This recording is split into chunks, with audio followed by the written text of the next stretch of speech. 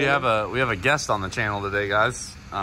This is one of the most deadliest snakes known to mankind. Pretty sure this is a king cobra.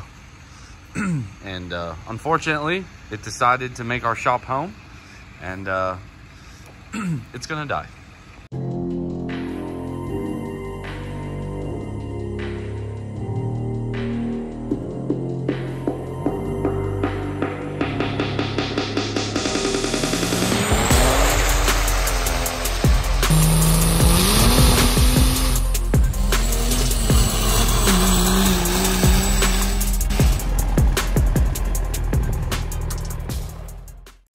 Hey guys, welcome back to the channel.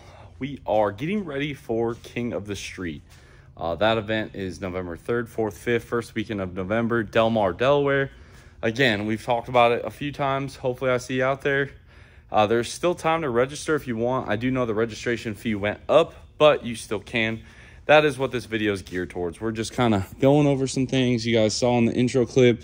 We checked the valve lash. I went ahead and checked our exhaust manifold bolts, wiped some things off. Just kind of curious where the lash was at, and for the most part it was like little tiny turns. Then we need to turn our attention to inside of this truck. Now for KOS, the rules read that you need to have factory matching seats unless you have a race seat, which the requirement says it must be upholstered. So we have this Kirky seat upholstery on our race seat, so that meets the criteria. Then we just need to install our passenger seat, which in this case will be just a factory 3rd gen Dodge seat right there. So we're going to put that back in. Now to do that, we just need to move our nitrous. No big deal.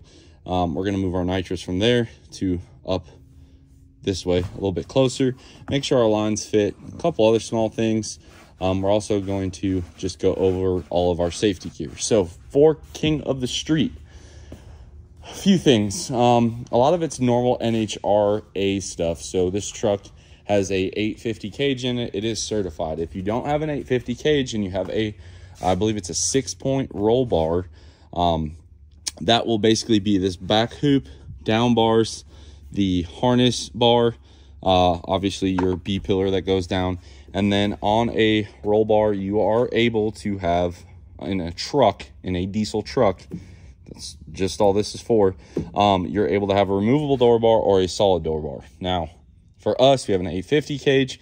That means we have the halo up here, and then our A-pillars that go down to the frame. We also have our sill bar. That's this bar right here that goes from there. And we're also still allowed to have removable door bars. Now, once you get past this, the funny car cage, you're no longer allowed to have that. I really don't care for right now. So for KOS, we can go up to 850 in the quarter mile, which I want to say is a 535/8. Another thing that you guys need to check is your seat belts. If you want to run a 5-point harness, I kind of suggest it once you put a cage in the truck. The seat belt really kind of bounces you around. Let me find, okay, so here you guys can see we're good until June 2025. So that means next year will also be good. And then this is our submarine bar, again, June 2025 as well. Now for KOS, a couple of nuances here to make sure that these trucks are truly street trucks. You got to have wiper blades. They got to work. You got to have a horn. It's got to work.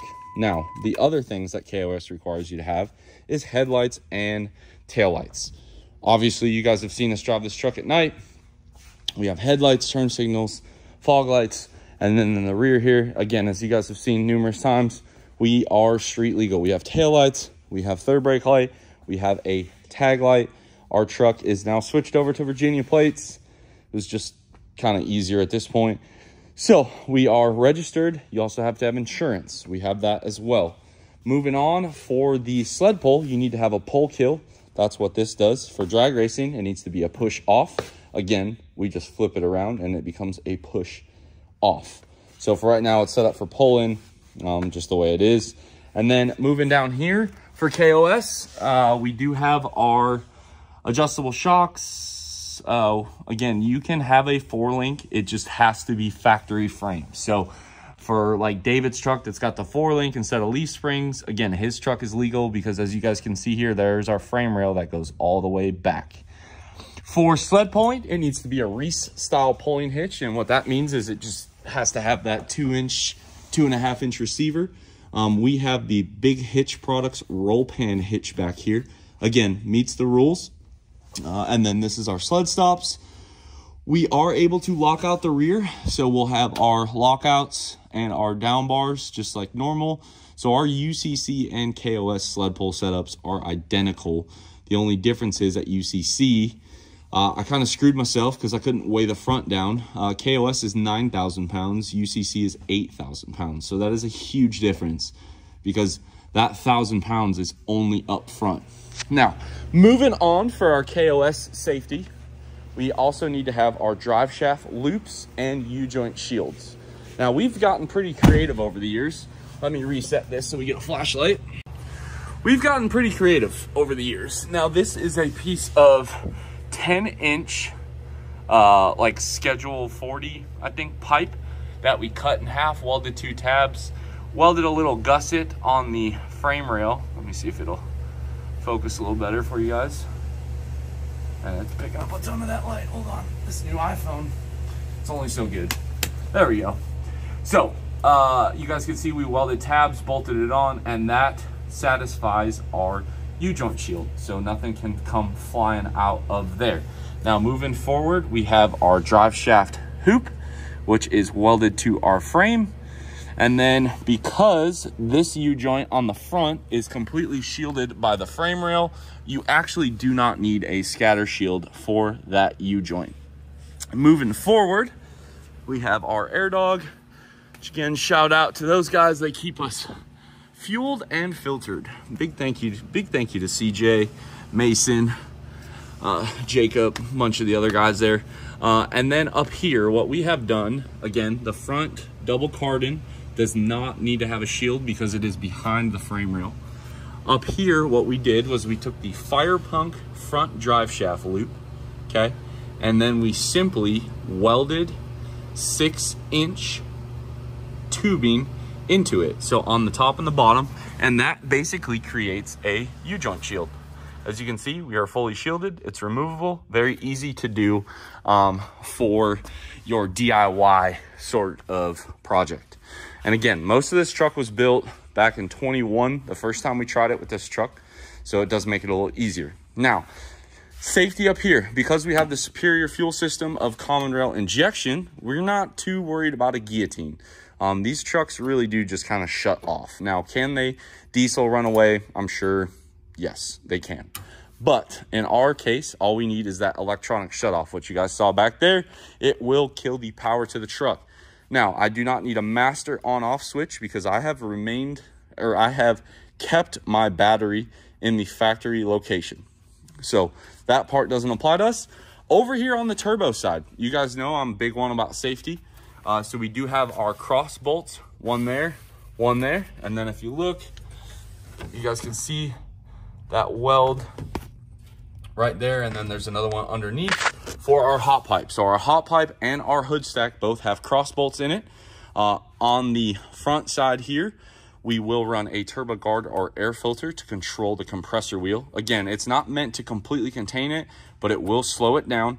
And then to meet the new safety rules, after that one person lost their life in that one pull, we have added turbine blankets to, again, I don't think this is going to contain the entire explosion, but it's a layer to slow it down. And if you guys look, there's actually a mesh inside of the turbo blanket as well. So it's got a steel mesh and then the Kevlar exterior. And then new for KOS this year was the rule for that, and the turbo needs to be encased by metal. Now, our high pressure turbo, metal hood, and then I would argue that the hood stack that completely encases it, as well as our engine block, is sufficient. And then when you look at the truck from underneath, the fender needs to block the turbo. So if you guys look, I have this sweet plastic cutout. Shout out to my boy Whitley. I'm making just stuff fit for UCC, so don't judge him. We did it in like 10 minutes. But we have a steel fender that if you go and follow the plane of the fender, you cannot see this turbo. But we did add the blanket just in case. I didn't want to be that guy that tries to, like, I don't know, skirt the rules or whatever. So we do meet the safety requirements there for our turbocharger. Then inside of the truck on this side, again, we have a factory interior. The rules read that if you have a roll cage, you do no longer need your back seats. So we will not be putting them in. However, everything else is fully stock interior. We have carpet. All of our door panels work. Our HVAC stuff works. Power windows, power locks, all of that stuff works the way it did from factory. And these are all things that Sarah checks. Now, for most competitors that have competed in a challenge before, as long as your truck hasn't drastically changed, a lot of this stuff is kind of on the honor system, which I can truly appreciate. Again, Matt does most of our tech, and he's been awesome about it. But again, you need to have a full factory dash, which, again, everything's here. I know we took this truck to UCC, but I promise you guys, like, this is a full interior. The other weird rule that is required is a headliner. So we do have the factory headliner as well. And just going around, the only thing we are lacking inside here again is this rear seat. So all I will do is unbolt the nitrous bracket, move the throttle bracket to there, put our one seat in, and then we will meet the rules. Now, one thing I do want to explore, I'm not sure if we'll do it, is see if we can get the single passenger seat bolted back there. It'd be nice for the street drive. Now, for those of you that don't know what KOS is, it is King of the Street. It was known as King of the Street in 17. Then 18, they took that year off, I believe. Then it was 19, 20, 20. And then in 21, Sarah and Matt changed it to the All Truck Challenge, trying to get the word street out of the name in hopes that some more companies would support the event. Ultimately, no one did, and I feel like they just used it as an excuse. So it really does suck, but that is the cards that she was dealt. They brought it back to KOS this year. Now, our history with the event in 2020, we blew up the 05, shout out, on the dyno. And then on our way home, we yeeted the rods out of our tow truck. Then in 2021, we went back with the silver truck. This truck used to be silver. And we won that one by 10 points, beating out Chris Patterson. And then third place, I think, was Justin Duffy. And then last year we went back again with this truck, now black, with a street 6.7 cast piston, and we did win again last year. Robbie Garcia in second, Chris Patterson in third. This year we've basically hit the repeat button for the most part. We're taking almost an identical setup. The only thing that's really changed is we now have a cage in the truck, which should help us in the drag race portion be able to beat out some more competitors that just don't have cages in their trucks. We've also upgraded to the billet control arms from my buddy Full Hook Performance. We've also changed a little bit. We're running a 6.7 rail now, still single 14 mil pump. And then our turbo setup has just become stronger. So instead of a journal bearing 480, we have a ball bearing 480. We've been running all year. And then this massive 110 millimeter Garrett from Forced Inductions. Last year we ran a 106 Garrett. And that's about it, guys. Most of the stuff we did for UCC, it crossed right over. We knew we wanted to hit this event. Again, still factory suspension. We're not lowered in the front. All we have are Viking Crusader double adjustable shocks, front and rear, a set of Longhorn Fab traction bars, and that's it. So in this weekend, Friday, we have to drag race. There's two options for drag racing. There is a bracket race and a heads-up drag race. Now, this year, we'll kind of play it and see how it works, but usually we'll do heads-up now, especially with the cage. But it allows a truck that maybe won't go 6s or 5s in the 8th. It'll allow it to still get 500 points if it can win the bracket part. Day 2 this year is a little different. I'm assuming our street drive will probably fall on day 2, just looking at the time frame. And then the dyno is all day Saturday. The last time we've done it like this was back in 2020. I like it because there was a lot of Hail Marys on the dyno in previous years. This year, you got to play it a little bit smarter. And then Sunday, we will start the morning with dirt drags. And then Sunday night, we will do 2 heats of sled pulling with this whole girl, which I'm really excited in. Then our pictures at the end will be in sled pull form. Only downside to this is then before we can load it on the trailer, we got to take it off. But I love sled pulling last because then we can just really let it all hang out. Our plan is very simple. We just want to do as best as we can do with the parts we have. We definitely do not have the most horsepower, nor do I think we have the best engine setup for making the most horsepower. I know there's a couple of Hamilton comp wet blocks out there. There is a couple of Enforcer deck plates out there. There's some sleeve motors. So it is definitely an event that does have some 2,000 horsepower trucks. But as we've shown last year, you don't need to make 2,000 horsepower to win the event. We'll see how it plays out. We're going to go ahead and get to work on seat swapping. Sorry for all the talking. Just figured I would let you guys know what the event is, what the truck is, what kind of changes we might have missed over the year. But all in all, we're basically bringing the same truck as last year, and I hope that we're still really competitive. And again, for those of you guys that have that 800 to 1,000, maybe 1,200 horsepower truck, just because you have people like myself, Chris Patterson, Robbie Garcia, David, these like 2,000 horsepower plus capable trucks, they still got to survive that 100-mile street driving. And if you do not make it, and in 2020, we got knocked out by a broken injection line. If you do not make it, you lose 1,000 points, it's over. If you blow your stuff up on the dyno Saturday night, you miss 1, 2, 3. You miss the opportunity for 2,000 points. So sometimes slow and steady will win this event. That's the only, really the big difference between KOS and UCC. UCC, as long as you have the parts, you can swap motors, trannies, whatever. KOS, the rule reads, you cannot pull the engine out and replace it. In 2020, we really kind of, I don't want to say skirted the rule, but we in-framed the engine with it in the truck. Advantage Cummins, disadvantage Duramax Power Stroke, but it is what it is. And we were able to keep going. But if you blow up your motor and you have to pull the motor out, put a new motor in, you lost 500 points. There is physically no way you're going to be able to win that event. So if you want to finish it just to finish it, good on you. But that is what keeps some of the rowdier setups out. The street drive, the fact that it's got to be street legal and there's some certain rules there, and the fact that you cannot swap motors. So let's get to work on pulling our stuff out on the passenger side and get our seat in.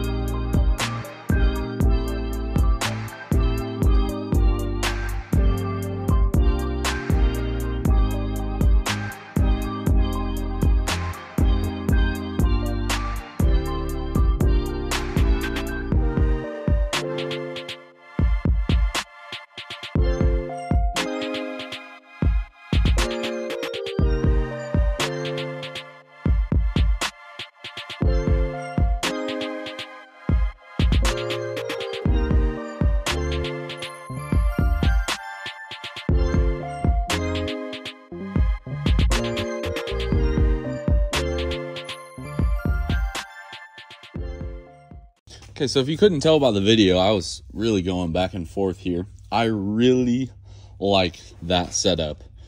but it's a little flimsy.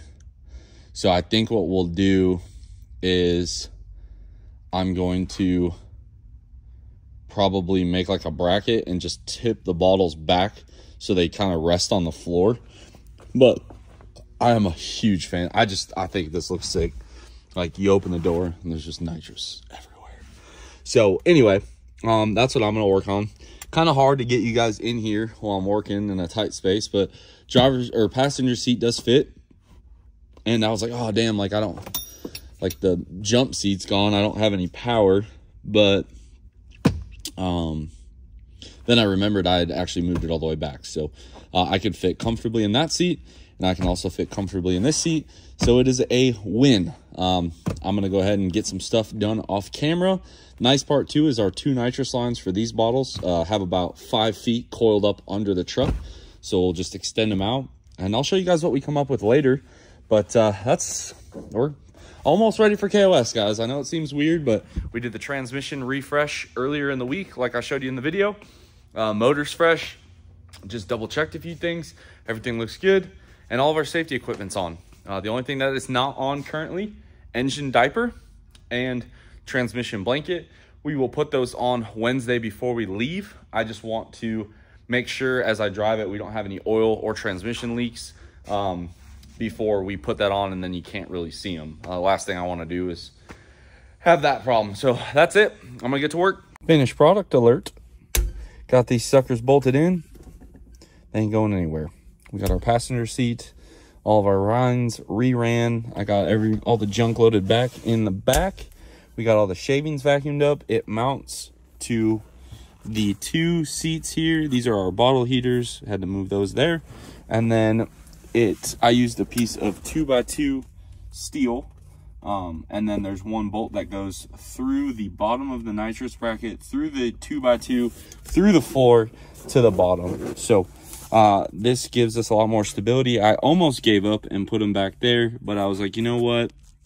Let's do a little bit of creative thinking, because they were just real wobbly here with the single mount point. So now we've created almost like a triangle. 1, 2, 3. Triangles are the strongest shape. Therefore, this is the strongest mount. So very happy with it. I really wanted to be able to, like, you open the seat and like there's just nitrous bottles here. I thought that was cool. And now, I mean, your armrest is basically a 15-pound nitrous bottle. Again, I thought it was cool. Others may disagree, but this is how she will be for KOS. And hopefully it leads us to a victory.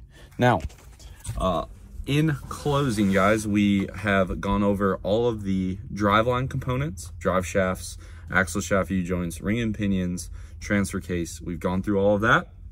We refreshed our transmission, new converter. You guys saw all that. You guys saw us build the motor for this, and then you guys have watched us test it. We took it to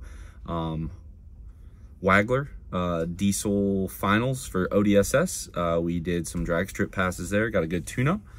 We took it to the Superflow up in Wisconsin, got a good dyno recipe set up. It should lead to a very good number. And then you guys saw us dirt drag it. Didn't go that well, but I'm happy with just overall how the truck performed given its weight, tire configuration. Knowing what the KOS dirt drag is going to be like, we should do a lot better. The only thing we didn't do is sled pull, which hopefully I have not lost my touch. Maybe I have, but muscle memory on that, it's pretty good. I feel like even at UCC, like I knew where I wanted to be. We just, like I said, back then, it was a gamble. Do we play conservative and get second? Do we risk it and maybe get first or end up in 4th or 5th? So I'm very confident in this setup just because it is so familiar to us last year. Hopefully you guys like this video. I hope to see you guys at KOS. I think Sarah does do the live stream through Smoke and Speed TV. Again, November 3rd, 4th, 5th, Delmar, Delaware, Dragway 13, I believe is what it's called. And yeah, again, drag racing Friday, dyno, street drive, potentially street drive Saturday, and then Sunday, dirt drags, sled pull, and then awards. This will be the last video on the quad cab before we go to that event. and it's tested. I'll probably pick Meyer up from the airport in it, but I did schedule some family time the weekend before KOS. That's why we were really trying to pump it all out. That's also why I stayed home from Diesel Truck Wars between the 32-hour round trip drive to Wisconsin and back, and just I wanted to get all this done. That way the last weekend before KOS I could just go be a husband and a dad. So this will be it. We got a couple more videos coming up for you guys on some newer stuff, but hopefully you like this one. Drop your comment down below. Subscribe if you're not already. And as always, guys, I will catch y'all on the next one.